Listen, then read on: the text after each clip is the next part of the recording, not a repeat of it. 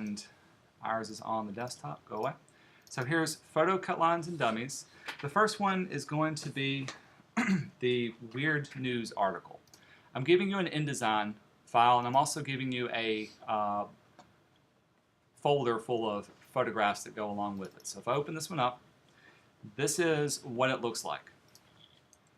It's just a basic news article where you can get your information. Down below is how I want you to edit your photograph and edit your cut lines that go into it. Real quickly, there's basically three different styles of photographs, basic photographs. If I was making a picture frame, you have a vertical, you've got a square, and you've got horizontal. Easy, easy stuff. Vertical photographs, things like this. These tend to work better if you're photographing people. Most people are standing up. Most things that are alive are kind of vertical anyway. And so vertical ones tend to be the best to place in, people tend to be the best to place into vertical photographs. They also work really, really well if you've got a small columns of text.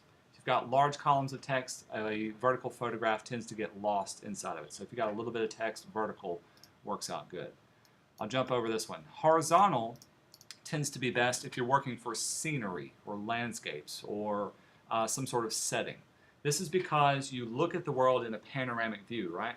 So you see the world in a nice, broad, wide area, not so much top to bottom. So this is good if you're setting the place of an article. Square frames are rarely used. The reason why is because they don't really fit too well in one way or the other. They take up too much room if you've got a lot of columns to span over. They don't take up a lot of room if you've only got one or two columns, and so they're kind of awkward. Another reason why square photographs aren't really used, y'all know about the rule of thirds? What does the rule of thirds say? It means that your subject will be in a third of the frame. Okay. Very, very good. If you look at 90% of all paintings ever made, they're all rectangle. 90% follow that rule of thirds. Your main subject falls within the third of whatever your frame is. It's easy to do a third on a rectangle, top third or bottom third. It's easy to do it on a horizontal, left or right third. Squares just don't even up so well. It's difficult to move things around within a square. That's why they're rarely used inside of here. They will use them for mug shots. They will use them for other things, but it's very, very rare to work with that. But today we're going to work with all of the different frame styles.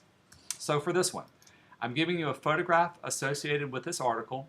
We're going to place it inside of a frame that's vertical, and we're going to add a cut line. So let's do one thing at a time. So let me give me a vertical frame, picture frame. I've got it selected. Always do File and Place, and then find the photograph that you need. This is going to be under the Weird News. In our case, we need to open up the New York Mayor JPEG. There it is. All right, so I've placed the picture inside of there. Whoa, I don't see him in here. What's wrong with it? It's too big. Remember, if you make a frame, you put a picture inside of it, just because it's inside of it doesn't mean it's going to fill it. If you click the little circle in the center, you've got your frame edge. Now if I start to scale it down, of course I don't see it, it's off down here by its side. If you remember, the quickest way you can scale something down, if you look at these very top two buttons, you can fill or fit the content to it proportionally, either filling side to side or top to bottom. So let me try this first one.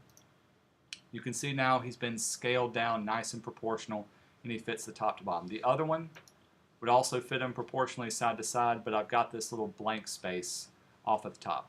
And also it makes it a horizontal, not a vertical scale. Here's another thing to try to avoid. What happens if I do try to manually do it and I do something like this? What in the world is wrong with that? He's stretched. He's unproportioned. Uh-oh. What do I need to do to avoid unproportioned, disproportion? Hold shift. Always hold shift. If I have to brand something into my graphic designers, I want you to hold shift to keep everything proportional. It goes for text, it goes for photographs, it goes for anything that you do. Holding shift keeps things nice and proportional the way God intended. So let's work through here, make sure it fills up the entire area.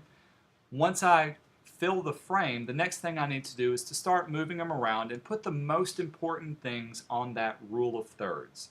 If it's a photograph, the most important part, excuse me, if it's a profile picture, the most important part is the eyes. The eyes need to be up a little bit to the rule of thirds. So if I was to move them up, I can do something like this. That's getting closer to the rule of thirds, but notice I'm also cutting off the top of his head. That's another big no-no you never want to do with people. So you're going to have to find a good happy medium. Right there would be a really, really well-defined photograph cutting from there. Cool? Simple stuff from there. If you need to, you can adjust the width of it, the height of it, proportionally to this one. Right now, I'm not worried about the width of it or the amount of area it takes up, as long as it's vertical and fits in there. Let's start talking about cut lines that are from this. The cut line styles, you can see these on page 35, come in a variety of different ways of doing it. You don't always have to do a serif, you don't always have to do a sans serif. You can work actually a little bit with both. So I'm going to take a text box, I'm just going to click and drag out. Let's write a text, a cut line for this guy. So remember our rules. You're going to read over the story. I'm going to give you just a few minutes to read over it. Get an idea of who, what, when, where, and why. And then we're going to write a cut line that's related to the photo that's in there. So y'all take just a few minutes to read over. Let's write our cut line that fits this photograph. What would you call it? What would you say? Who, what, when, where, and why. First of all, who? Gotta talk louder. So, oops, yeah, D, B, L, A. Uh-huh.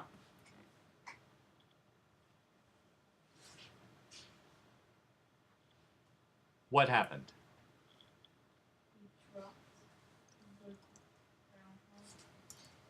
Drops. Groundhog. When? 6 weeks too early. Yeah, 6 weeks too early. Did it say why or where?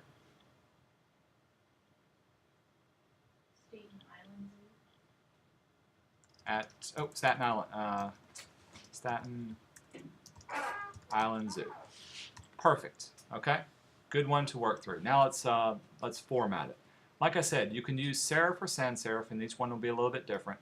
If it is going to be sans serif, we're going to use myriad. It needs to be condensed and bold. So if you'll look under my formatting, myriad does have a bold condensed, and that's the way it's going to be. What is justified? Line. What do you mean the line? It's centered.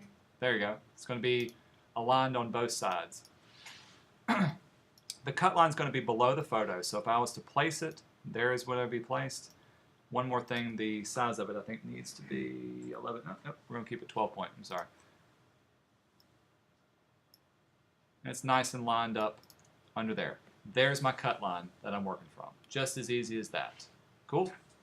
Here's another way of making a cut line. Of course, you've got a different article down here. I'll tell you what, we're going to keep it on this same one since we're familiar with it. If I was to create another cut line, I can do what's called a bold-face lead-in. A bold-face lead-in is kind of like giving it a little bit of a header or a subhead and then going into what it's about. So the header in this case, I'm going to make it the who. So we'll call it Mayor de Blasio. Mayor de Blasio. After the lead-in, everything else is not going to be bold. So I'm going to keep that nice and regular. Mayor de Blasio. Let's see. Groundhog dropped 6 weeks too early at Staten Island Zoo. So there's another option I can work with. Boldface leader just kind of tells me that the information's a little bit different, and the rest of this tells me what's going on. And I can place that well within here. Got an orphan, so I need to either re-edit that or adjust my tracking and kerning to work from there. Pretty cool? Let's do one more. Let's do this one. Give y'all just a second to read through. Rule of thumb, have an alley between those two. There, or if it's going to move over, get that guy right there. Left align for that one. The final one that you're going to do is going to have two photographs, hat 1 and hat 2. One of them is going to be horizontal, one of them is going to be vertical. If you ever have two photographs side by side, and I'm just going to simulate these two, we won't go through the whole thing.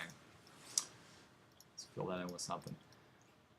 One's square, one's going to be, I say vertical? No, I'm sorry, horizontal, one vertical.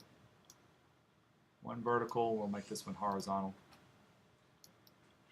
You're going to need to write a cut line that describes what's in both of the photographs. Make sense? So have it relate to both of them and also to the story. In order for it to, the cut line to be associated with both of these, usually you put your type in justified type text. So if I filled it in just with a bunch of dummy text, right now it's aligning to the left-hand side, which means visually it's more about this photograph. If I set my alignment to be justified, never mind the little snakes that are in there, it's equal to both sides that are in there now. This is why you would use a justified alignment for both of those, between those two. There's more ways you can play around with that, but that's what you're going to do with those two. Any questions on this exercise? Real simple. All you're doing is cropping off the photographs in the proper style and writing a cut line that goes with it. Here's your second exercise. Once you finish up with this, the second one is I'm giving you a dummy for a front page. And if you open up the front page InDesign file, this is what it looks like. It's completely blank. It's going to be up to you to place the content onto this page. Along with it, you've got the folder, and inside the folder, I'm giving you all the pictures. Anybody see this movie? Yeah. Good movie? Was it good? Okay. You've got all the pictures, you've got all the stories that go to with it. So you're going to have to format the stories, you're going to have to place and crop all the pictures that go with it. So actually, let's place the dummy inside of it so we can work. There it is, front page dummy. Doop. Here's the trick to this one. First of all, how many columns does this need to be? It needs to be 4. How do I set my columns on this page? Go under Layout, Margins and Columns. Turn that on. You can type in 4 columns right there. For the gutter, I think it's going to be 0.6, so I'm just going to leave it at that for now. Okay, so I've got my 4 columns. What else am I missing in order to see this? What would make it easier to lay stuff out? The grid. I need my vertical height to work with that. You know, if you want to drag a guideline, I'll go up to the very top. You can always click on the ruler and drag down. You get a little guide that goes through it. If I hold down my Shift key, it'll snap to whatever I'm working with. And I can place it, and when I let go, there it is right there. The thing is, pay attention to this. Notice that I'm not 1 inch, this is, by the way, these are in inches. I'm not 1 inch from the top, I'm actually 1 inch from the margin. So right now, this one, if I did place it at 1 inch, it's 1 inch from the top. I need it to be right there. So what it actually does it need to be? That's ½ inch.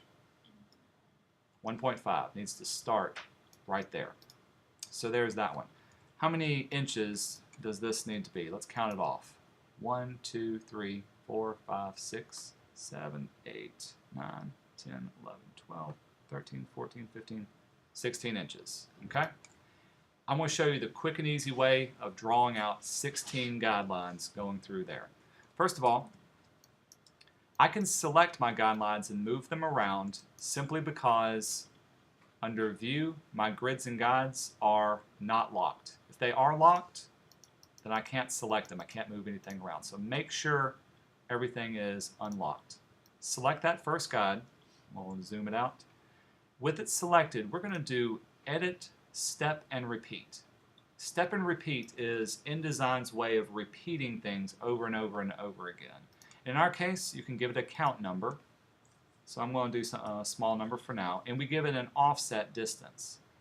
So as I increase it, check out what's happening. What's it doing? It's increasing the distance. I've got 5 count, 1, 2, 3, 4, 5, and it's being vertical offset down to there. Now I've already got 1, so obviously I need, I think 15 more, or is it 16 more? Huh? 16 more? So 1, 2, 3, 4, 5, 6, 10, 11, 12, 13, 14, 15, 16. Good. So I'm going to increase the offset until it reaches that very bottom edge. There we go, right there. Bottom edge, offset by about that much. There we go. Say okay.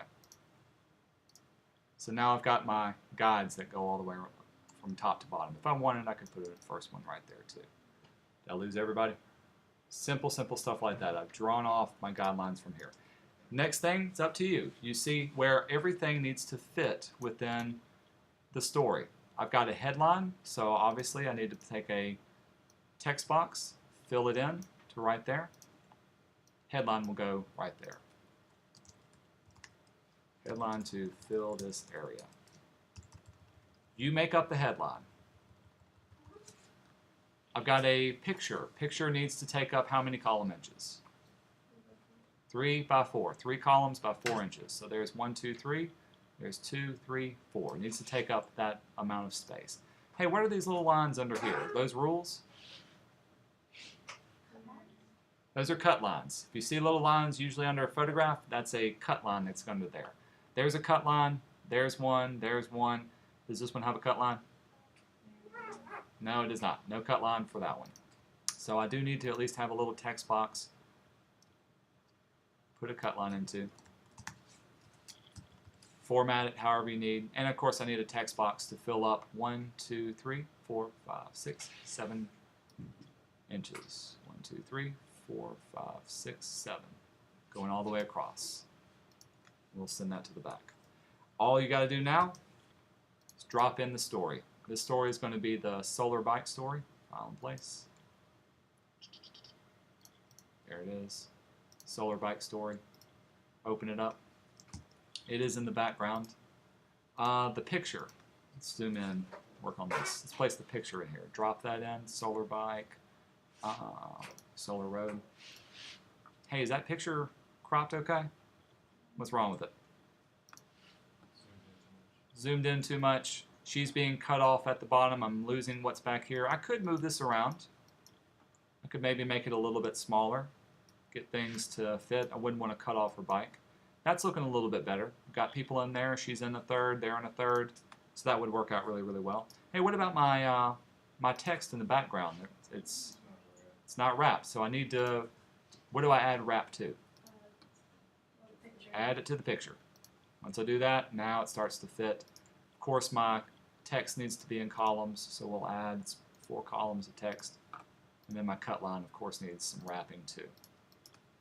Just so you know, all of these should fit in there really, really well. Okay? I've done this a couple of times. As long as you fill in the area that's in there, you've got enough playroom to fudge things around to make things fit.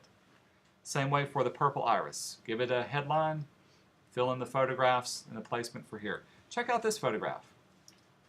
What's up about this one? It's not centered. It's not centered. It's, in this case, it's straddling the gutter. That happens every once in a while. Usually you would want to do it for a smaller mugshot type photograph. Most of them will stay inside the grid, but you can break the rules from there. Speaking of rules, there is a rule right here. Notice the little line that's there? You want to work within that. Once you're finished, this is what with the first exercise, this will be your second exercise. Lay out the 3 stories. Make it fit this particular area. Make sure you don't stretch out your pictures. That would be very, very bad. When you are finished, save it as a PDF, and you're going to upload PDFs for both of these to Moodle. All cool? Okay, I'm going to turn. Say again? So we're making